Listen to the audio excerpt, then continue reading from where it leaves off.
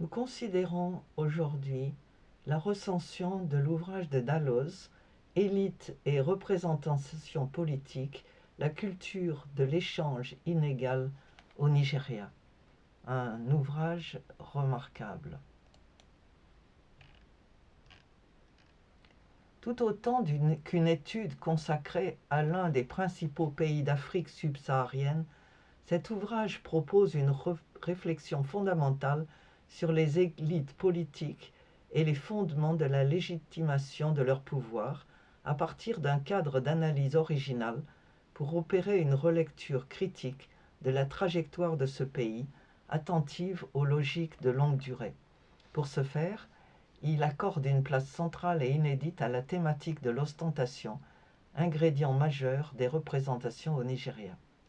Reposant sur 5 ans d'enquête et d'observation de terrain, un peu plus d'une centaine d'entretiens, le dépouillement de quelques 11 000 questionnaires et de nombreux documents d'archives, cette recherche de nature comparatiste veut contribuer au renouvellement de notre compréhension du politique en Afrique noire, dans la lignée du précédent ouvrage de l'auteur. Truffé d'illustrations concrètes tirées de l'expérience personnelle de l'auteur et témoignant de son intérêt pour le pays, l'ouvrage est par ailleurs fortement charpenté et sa division en 3 parties, représentation mentale, représentation des intérêts et élite en représentation, suivi d'un post-scriptum méthodologique, facilite grandement la lecture. Dès l'introduction, l'auteur justifie son choix du Nigeria, soulignant que ce dernier, au-delà des clichés, possède à la fois d'unique, quelque chose d'unique et de représentatif de l'Afrique subsaharienne. Reconnaissant la valeur relative des diverses théories et l'importance qualitative des travaux sur ce pays, il leur oppose son désir de, comme il le dit, promouvoir une réaction empirique, une démarche inductive sans œillères, et il plaide pour une grille d'analyse novatrice en termes de représentation politique. Les ouvrages littéraires nigérians, dont la description de la société et des mœurs politiques lui semble autrement convaincante que bien des ouvrages académiques produits sur place, tiennent une place importante dans les notes. Les notes abondantes permettent de plus à l'auteur d'inclure détails, anecdotes et remarques éclairantes tirées de son expérience ou glanées dans tel ou tel ouvrage. Il définit la représentation, note l'interdépendance des 3 acceptions du terme et affirme que sa recherche se situe en marge des approches élitaires classiques pour mettre l'accent sur l'observation des élites en représentation et des signes extérieurs de puissance, de richesse et de distinction. Il considère tour à tour les différentes approches théoriques avant de souligner l'importance de ce qu'il appelle la théâtralisation légitimatrice et le fait qu'elle concerne aussi bien les ténors que les figurants, les interprètes et les simples spectateurs. L'un des objectifs majeurs du livre est de considérer l'hypothèse de la continuité, et il encouragera la recherche sur la période précoloniale et la production de travaux synthétiques dépassant les monographies cloisonnées pour offrir la même approche comparative que celle aujourd'hui adoptée pour les régimes politiques contemporains. La deuxième partie est beaucoup plus courte que les 2 autres, bien qu'elle comporte elle aussi 2 chapitres.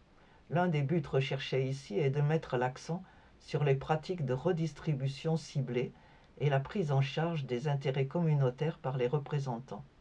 L'auteur analyse des modalités pratiques de la représentation liées à la question de la légitimation du pouvoir, présente l'histoire du pays depuis l'indépendance comme répétitive et les dirigeants désireux d'accès au sommet comme écartelés entre leur volonté de transcender les innombrables identités infranationales et leur incapacité à s'en détacher véritablement. Un premier chapitre considère les implications, par exemple, du rôle de dépositaire de l'image de marque d'une communauté dévolue aux élites, pour mettre ensuite l'accent sur le caractère fluctuant des loyautés et les frustrations qu'il engendre. La troisième partie analyse la réappropriation symbolique par les dépendants des signes distinctifs des dirigeants auxquels ils sont liés et la théâtralisation du politique comme contribuant à la légitimation du pouvoir.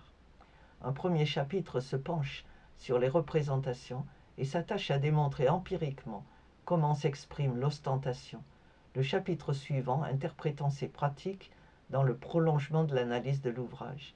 C'est là que l'expérience de terrain de Dalloz prend toute sa valeur.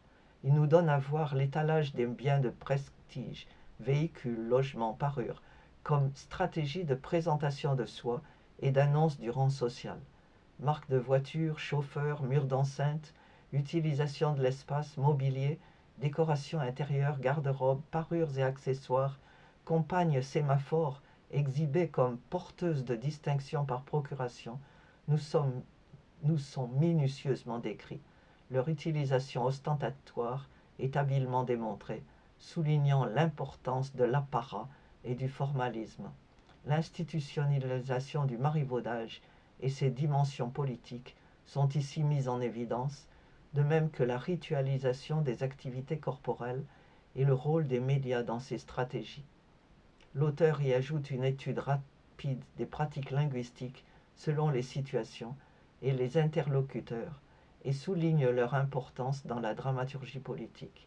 Ces pages vivants croquis de la vie quotidienne et du langage codé des élites confèrent son originalité à l'ouvrage. Le dernier chapitre est caractérisé par une volonté d'entrer dans le vécu des démonstrations d'ostentation pour saisir ce qui fait sens.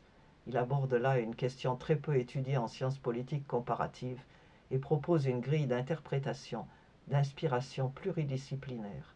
Affirmant privilégier une étude inductive et comparative, attentive à la variabilisation des codes culturels, il présente l'ostentation comme le signe d'une compétition intra-élitaire sur fond de concurrence intercommunautaire, en même temps que comme un devoir de pouvoir et une forme de redistribution.